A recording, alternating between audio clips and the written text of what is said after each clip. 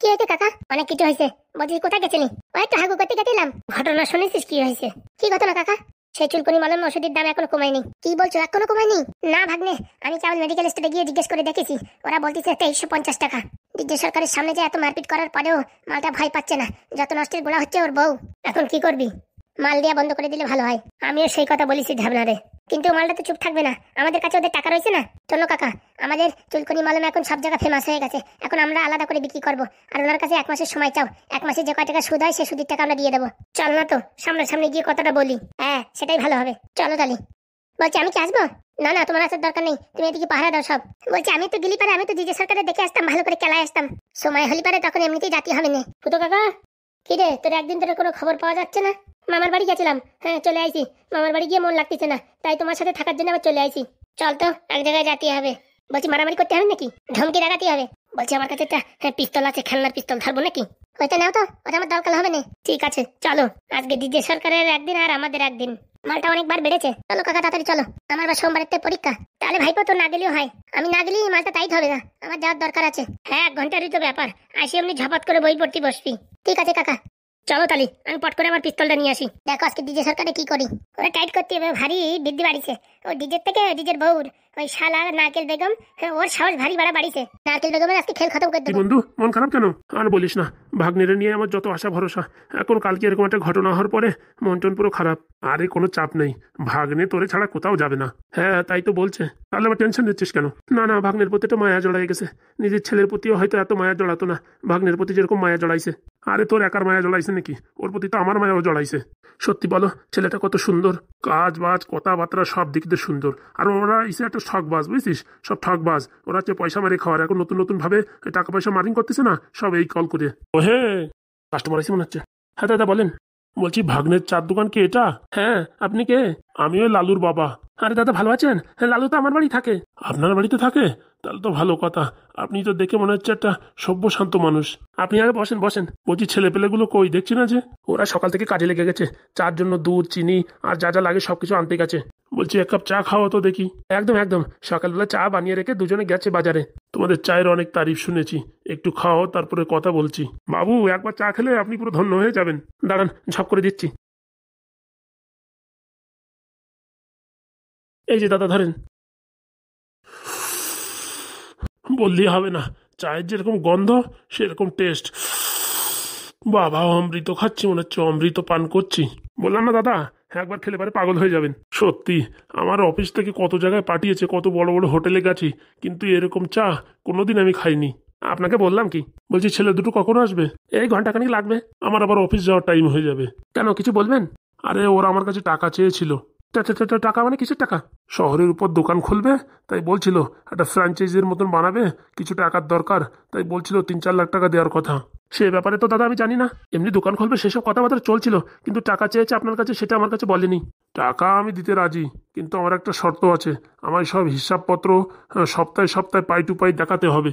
ছেলে ভালো, ও নিয়ে কোনো সন্দেহ নেই। আমার কাছে তো টাকা নেই, টাকা থাকলে তো আমি দিয়ে দিতাম। বলছি নারায়ণ, টাকা পয়সা লাগলে আমি কিছু দিতে পারবো, বুঝেছো? ছেলে যে টাকা পাঠায় সেখান থেকে জমিয়ে জমিয়ে এই 1050 টাকা জমা করেছি, লাগলে তো নিতেই হবে।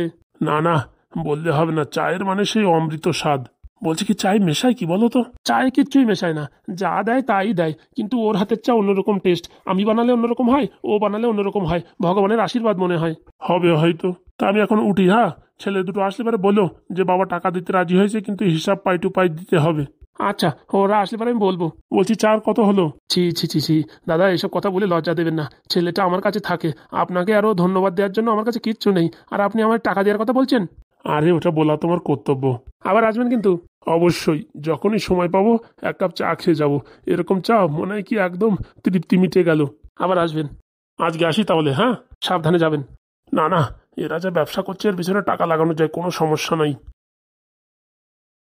দেখেছো, কপাল মনে হয় খোলার সময় এসে গেছে। নারায়ণ, তোর আমি বলিস কি, তোর ভাগ্নে আইসে মানে তোর কপাল খুলে গেছে। টেনশন নিস না। টেনশন আমার টাকা পয়সা নেই, ভাগ্নে আমার কাছে চলে গেলে সেটাই টেনশন। শোন, উপরওয়ালা যখন পাঠিয়েছে কিছু না কিছু ব্যবস্থা করবে, তুই টেনশন নিস না। ঠিক বলেছো তো। যা করে ভগবান ভালোর জন্য করে। বলছি দাদা ভালো আছো? কি ব্যাপার আপনি আবার এসেছেন?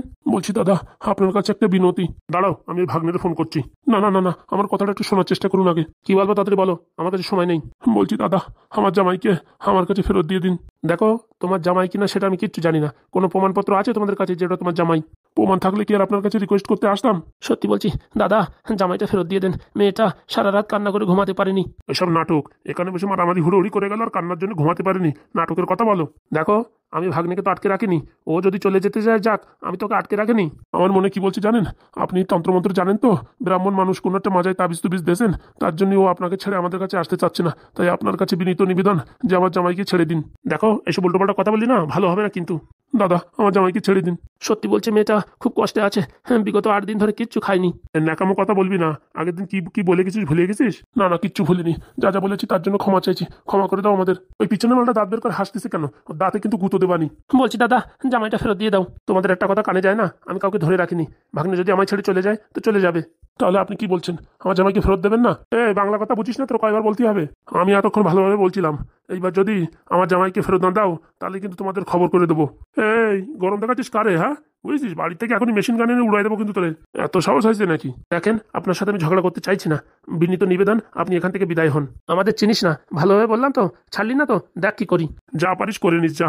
ঠিক আছে দেখে নিও। তোর ভাগ্নেকে যদি গায়েব না করে দিই তারপরে বলিস হাসালে গো হাসালে। আমার ভাগ্নেরা চিনিস, এক ঘুষি দিলে তোদের দাঁতের বিট উল্টে যাবে। যদি ক্ষমতা থাকে তাহলে কিডন্যাপ করে দেখাস, দেখে নিস তাহলে। দেখে নিস তুই, দেখে নিস। বলছি ভালো ভালো এখানে চলে যা, কিন্তু পাথর উঠে কিন্তু মাথায় মারবো। নারায়ণ তুই দাঁড়ায় দেখছিস কি, গরম চা মাথায় ঢেলে দে তো। ঠিক বলেছো, দাঁড়াও। চলে চলে মাথায় আবার গরম চা ঢেলে দিলে আর এক জ্বালা। কিডন্যাপ করতেই হবে, কিচ্ছু করার নেই। পালিয়ে গেছে মালগুলো। বলছি ভাই ভাগ্নের আবার কিডন্যাপ করবে না তো? অত সোজা আগের দিন দেখিস না আমি, ও মারা মারিছে নাকি ওই মদন রে। ঠিক বলেছ, হ্যাঁ আমারও মনে জোর আছে, ওরা এসব হাবি জাবি কাজ করতে পারবে না। ওরা 3 জন আসুক আর 4 জন আসুক, ভাগ্নে একাই 100। ঠিক বলেছ। বলছি কি, ওই যে লালুর বাবা বলে গেল টাকা দেবে, হ্যাঁ শহরে তাহলে একটা দোকান খোলা যাবে, তাই তো? কি বলিস? আমার কাছেও 1050 টাকা আছে, লাগলে এবার বলিস দেবানি। ঠিক আছে। শহরের পরে দোকান হলে আমাদের কত একটা নাম হবে, গ্রামের লোক মানে শহরে গিয়ে কত তারাক্কি করবে। সব ভগবানের ইচ্ছা, আমার হাতে কিচ্ছু নেই। তাই তো বললাম যে তুই টেনশন করিস না, দেখ সব ঠিকঠাক হবে। কি ব্যাপার আজকে মাল নিয়ে আসলে না যে? আমরা আর আপনাদের সঙ্গে ব্যবসা করবো না। ফাজলেমি নাকি? হ্যাঁ 50 লাখ টাকা দিয়েছি, মনে আছে? 50 লাখের থেকে 10 লাখ টাকা ক্লিয়ার হয়ে গেছে। তো এখনো 40 লাখ টাকা আছে কিনা? আপনাদের সাথে কি ব্যবসা করব? আপনাদের কতবার রিকোয়েস্ট করে বললাম সাধারণ মানুষের কাছ থেকে অত টাকা নেওয়ার দরকার নেই, তাও আপনারা সেই চুলকানি মলমের দাম কমাচ্ছেন না কেন? আমাদের ইচ্ছা আমরা দাম কম করি বা বেশি করি, তাহলে আমাদেরও ইচ্ছা আমরা আর আপনাদের কাছে মাল বিক্রি করবো না। তাহলে আমাদের 40 লাখ টাকা এখনই ফেরত দে। 40 লাখ কেন? 40 লাখের সাথে সুদ সমেত যত টাকা হয় সব টাকা ফেরত দে। 1 মাস সময় দাও।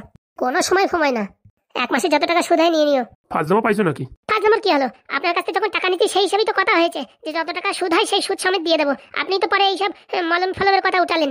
অত শত জানি না, চুলকানির মলম আমাদের তোদের সাথে কন্টাক্ট, যতদিন আমাদের টাকা শেষ না হবে ততদিন তোদের চুলকানির মলম আমাদের দিতেই হবে। কোথায় লেখা রয়েছে এইসব কথা? কোথায় লেখা রয়েছে? আর আপনি বাড়ির প্রধান, আপনার বউ তো আপনার মধ্যে কথাবার্তা বলে, একদম ঠুকে দিতে হয়। কি বললি হারামজাদা? কি দিতে হয়? ঠুকে দিতে হয়? তোর ক্ষমতা আছে? ক্ষমতায় যাবেন না, ক্ষমতা দেখানোর সময় হলে আরামসে দেখিয়ে দেবো। আপনারা ভাববেন না গ্রামের থেকে ছেলে পেলে আইছে বলে এদের উপর জোর জবস্তি করবো, কোনো মতেই সম্ভব না। আপনারা ভাবতে পারেন আমরা যত ভালো তত খারাপ, একবার যদি মাথা সটকে যায় না একদম পুরো সব খাল্লাস করে দেবো। কি বললি হারামজাদা? খাল্লাস করে দিবি? হ্যাঁ তোর নাক টিপলে দুধ বেরোয়, এখনো তুই খাল্লাস করে দিবি? তুই আমার চিনিস? আমার নাম নারকেল বেগম, যদি চেতে যাই না বাড়িতে বাড়িতে পুরো নারকেল গাছ লাগিয়ে দেবো। তুই ওই করবি। আর আমার নাম পাদু, যদি একবার রেগে যাই না পেদে পেদে তোর ঘর পুরো গন্ধ করে দেবো। দেখো ফালতু ঝামেলা করার কোনো দরকার নেই, যত টাকা আছে 40 লাখ টাকার মাল দাও, তারপরে তোমাদের ইচ্ছা আমাদের সাথে ব্যবসা করো না করো। মাল দিতে পারি, মালের দাম 900 থেকে 1000 টাকায় বিক্রি করতে হবে। হ্যাঁ ঠিক বলেছে। আরে বাবা তোমাদের কাছ থেকে 700 টাকা করে কিনছি, হ্যাঁ 700 টাকা করে কেনার পরে ট্রান্সপোর্ট খরচা, খরচা ও খরচা, 1000 টাকা বিক্রি করলে কি লাভ হবে বলো? তাহলে ঠিক আছে 1299 টাকা বিক্রি করুন। অত শত বুঝি না, তোদের না আমাদের না, 1750 টাকা করে বিক্রি করবো। এত টাকা করে বিক্রি করলে এত টাকা লাভ খেলে পারে? হ্যাঁ কোথায় যায় বলো দেখি? শোন পয়সা তো তোদের দিতে হচ্ছে না, পাবলিকের কাছ থেকে আমরা টাকা উঠাচ্ছি। ঠিক আছে আমাদেরও তাহলে বুদ্ধি আছে, তোমরাও মাল বিক্রি করো আমরাও মাল বিক্রি করবো। আমরা মেডিকেল স্টোরে গিয়ে 900 টাকা করে বিক্রি করবো। ফাজলামি পাইছো নাকি? হ্যাঁ তোমরা 900 টাকা করে বিক্রি করলে আমাদের মাল তো কিনবে? দেখো এখন ঠেলা বোঝো। দেখো তোমাদের সাথে কিন্তু এরকম কথা হয়নি, আর আমাদের কাছ থেকে টাকা নেওয়ার সময় তোমরা কত হাত পা জুড়ে, হ্যাঁ যে আমার ফুটোদাকে বাঁচাও, আমার ফুটো কাকাকে বাঁচাও, হ্যাঁ আর এখন ভালো হয়ে গেছে, এখন আমাদের চিনতে পারছো না, ভালোবাসার এই প্রতিদান দিলে তোমরা। দেখো কাকা আমরা যেভাবে বলছি সেভাবে যদি করো সারা জীবন আপনাদের সাথে ব্যবসা করবো। অত কম টাকায় আমাদের পোষায় না। শোন আমরা যত টাকা বিক্রি করি অত কথা হয় না, আমাদের 40 লাখ টাকার মাল দে, তারপর তোরা যা পারবি করে বেড়া। 1300 টাকার উপরে বিক্রি করি তোমাদের সাথে আমরা ব্যবসা করবো না। করবি কি না করবি সে সময় এসে জানতে পারবি। এত ধমকি দিচ্ছ নাকি? এতটুকু একটা ছেলে, সবাই চুপচাপ রয়েছে, তুই এত পাচর পাচর করিস কেন রে? রাগ যা চেচ্ছে মনে হচ্ছে তোর গলা নলি টেনে ছিঁড়ে ফেলি, বুঝেছিস? আরেকটা কথা বল, আরেকটা আমার নামে কথা বল, দেখি বুকের পাতা কত সাহস আছে। দেখ ছোড়া, হাতের থেকে বন্দুক নিচে নামা। ওসব প্লাস্টিকের বন্দুক, তাহলে দেখতে চাস তো প্লাস্টিকের বন্দুক কিনা? দেখ তোকে স্বামীহারা বানাই দিচ্ছে এক্ষুনি। বউ শুধু শুধু খোঁচাচ্ছ কিসের জন্য? সত্যি যদি গুলি করে দেয়? আরে ঘোড়া প্লাস্টিকের মাল, লাস্টবারের মতন বলছি, চুপচাপ কথা বলিস না, যা বলছি তাই শোন। যদি শুনলি শোন, নাহলে দেখ তোদের পুরো একদম খতম করে দেবো। বলছি বাবা, ওটা নিচে নামাই রেখে কথা বলো। কেন প্লাস্টিকের মাল তো এখন তোতলাচ্ছিস কেন? আরে বলছি প্লাস্টিকের মাল। আরে গিন্নি তুমি একটু চুপ থাকো তো। হ্যাঁ, বুকির সামনে বন্দুক রাখিস, এখন তুমি বলছো প্লাস্টিকের মাল। পাদু মারিস না। পাদু তুই কখন নিয়ে আসলি বন্দুকটা? হ্যাঁ তোকে বলেছি না এইসব জিনিস বার করবি না। হ্যাঁ আর তুই কি করে নিয়ে আসলি ওটা? না ভাই মেরে দে, মেরে দে। এই শালারা যা ফাজলামি করতেছে, এদের ধাড় ধাড় করে ছটা গুলি বসাই দে। তুই মেরে দেখ তো তোর কত সাহস আছে। পুলিশ স্টেশনে তোর নামে এফআইআর করবো। তোরা বাঁচলে তো এফআইআর করবি, দুটোকেই এখানে বালি চাপা দিয়ে দেবো, বুঝতে পেরেছিস? আমার নাম পাদু, হাইট দেখে আমার পিছনে লাগবি না, বুঝতে পেরেছিস? আমার এক কথা 100 কথার সমান। তোরা যদি 1300 টাকা করে মাল বিক্রি করিস তাহলে কালকের থেকে মাল পাবি, আর যদি না বিক্রি করিস তাহলে মনে রাখ এই যে ধাড় ধাড় করে বসিয়ে দেবো তোদের উপরে। হ্যাঁ আচ্ছা বাবা, তুমি যা বলবো আমি তাইতেই রাজি। পোড়ামুখো ভয় পেয়ে যাচ্ছিস নাকি? গিন্নি বন্দুক আমার দিক টানিছে, তোমার দিকে না। আমার পরান ধকপক করছে। বলা যায় ছোট মালের পাওয়ার আছে, আগের দিন যেরকম মারিছে দেখিছো? বললাম ভালো দেখাটা সিকিউরিটি গার্ড রাখ, এখন দেখেছিস ক্যাবলা হয়ে গেছিস। কি বলছো তাহলে বলো? আচ্ছা বাবা, বললাম তো, তুমি যা বলেছো তাই হবে। তুই বললে হবে না, তোর বউর মুখে শিকার যেতে হবে। আরে ভাই দেখছিস কি ধাড়ার ধাড় মার না তো, একটা না বসালি পরে ওরা শিকার যাবে না। আরে কে বাপু তুমি?